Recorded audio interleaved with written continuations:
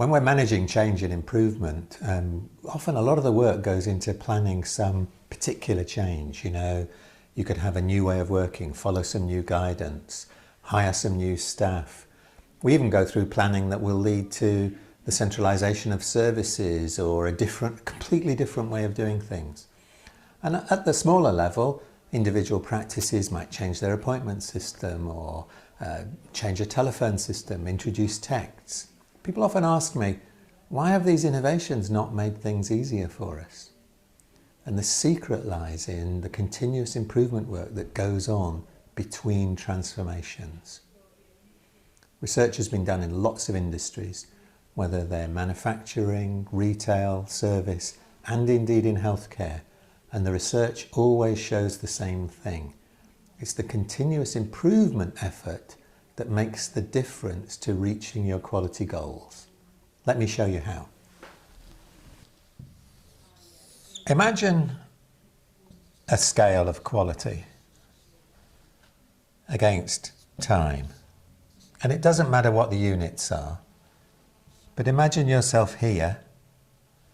Quality is not as high as you'd like it to be, and you plan over time to get up here somewhere. And the big question always is, how do you get from where you are to where you want to be? Well, like every journey, you've got to start, so you set off. And you try a few improvements, and you're heading in the right direction. But you look at it and you think, this direction, it's not good enough to get where we want to be. So we'll have to make a jump. You do some transformation. Maybe you hire a new member of staff, a new kind of specialist. Maybe you go through a different way of working. Maybe you actually buy some new equipment. It transforms the way you work, and then you carry on again. And you keep going. And you begin to look and you review where you're getting, and you think, well, we're still not going to get there. We're going to have to do something else. So you make another jump in quality, another transformation. You get to the end of that transformation work and you carry on. And you keep going. You're still not going to get there, so you do something else. And you finally get there. You've had 3 transformational changes and a lot of continuous improvement. Tick, you get there. But I'm afraid this is rare. All the research in different organisations shows that most people don't manage to get from where they start to where they want to be in such a simple, straightforward way. What's much more common is to set off with good intent, but to lose heart and actually start going backwards. Maybe key members of staff leave. Morale is low because of pressure of money. Demands are being made on the service which are making it difficult for you to keep going in the same way. You're actually heading in the wrong direction. Later than the first team, you realise that there's a change you could make. For general practice, maybe it's a change in the appointment system. For a hospital, maybe it's a new way of doing a particular service. But you copy that innovation, that transformation, and you encouraged set off again. But again, things decline and decay. Those of you who know the second law of thermodynamics will know that everything tends to get worse if you don't look after it. Demoralised, you think, well, we better copy them again. There's another transformation, there's another innovation we could do.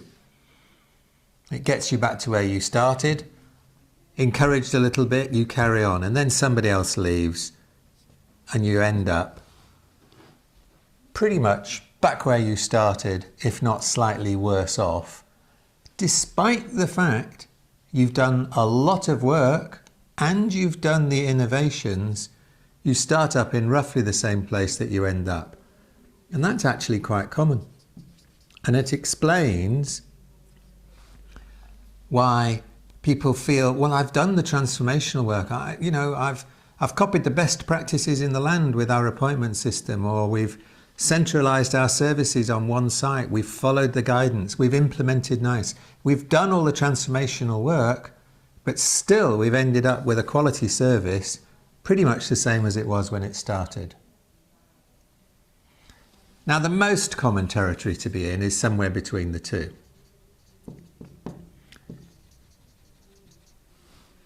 You set off and you end up not quite where you wanted to be, but not necessarily worse. What I want you to see is the difference between reaching the quality goals that you have and not reaching them, or even quite commonly doing all the work and ending up where you started. The difference is not these transformations. Although this group were a bit later than the first group, they implemented the transformation and it gave them the same amount of quality jump. So the difference is not working hard on innovation and implementing new ideas. The difference between this team and that team is the gradient of the continuous improvement. The gradient here, in between your big jumps, is still steadily upwards.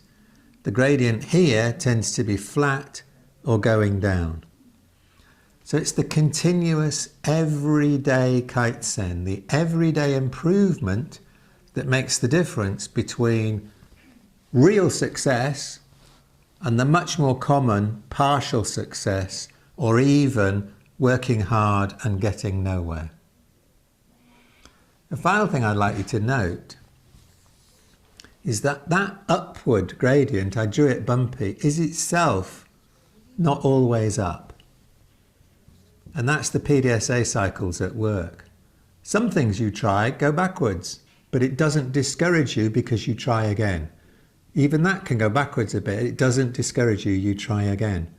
In other words, you're adapting and continuously improving in a way which is not a smooth ride, but the overall gradient is up.